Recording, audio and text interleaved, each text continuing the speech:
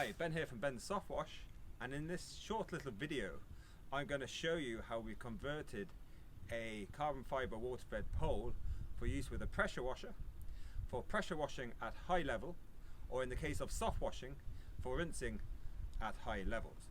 Starting at the top of the pole, we've removed the top section of water-fed pole, so that would be number one section. We do that for strength because of the width of the pole when it gets under pressure. So the number two section is strong enough, number one would not be. So that's how we've designed everything to fit into the number two section. In this case, a Phantom, a 35-foot pole, or the Gardner range of poles as well. It will fit into the number two section of pole. At the top, we have a quick release, so we can release your nozzle, and in this case we've got the wide angle fan here and we've got the shooter tip here. So if we just have a play with the wide angle, that fits in there, and then we come down to the trigger. What we've done, we've put on a power washing trigger onto our adjustable pole valve clamps and bushing. So this is the adjustable pole valve clamp assembly, and here's the bottom bushing, and this allows us to slide the trigger, the power washing trigger, up and down the pole. Traditionally, these types of triggers or similar were normally fixed down the bottom of a pole, and there's a number of issues here. As you've got to drill through the bottom section of the pole, and also if you're using a pole like this, your clamps are up there. Balance as well, it's a bit out of balance. Some of the big ones would have so out of balance and so heavy you'd have to have a harness on. You don't need to do that with this. So what you do then, you'll extend your pole. You can then use your power washer. I find using like this gives me access to the clamps and feels nice. There's a nice balance compared to being up like so.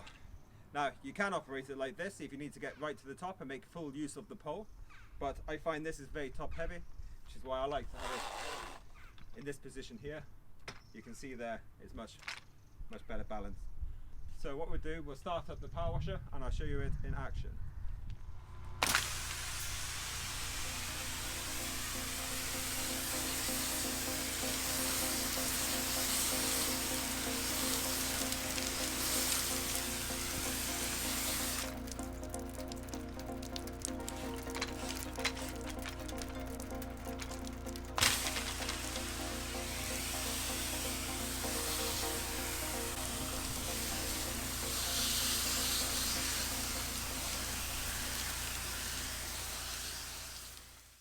We use these two nozzle tips, the shooter tip and the wide angle fan, for rinsing renders, industrial cladding, paintwork like this. Sometimes we might put a stronger tip in, so we'll put in a stronger white tip there, and we'll see how we get on with that. So this nozzle has a much smaller orifice, so it's going to generate more pressure. If we had some stubborn stains, or if we had an attachment on here for doing windowsills, then we may use a stronger nozzle tip. What I wanted to show you here is the whip effect of using a strong nozzle.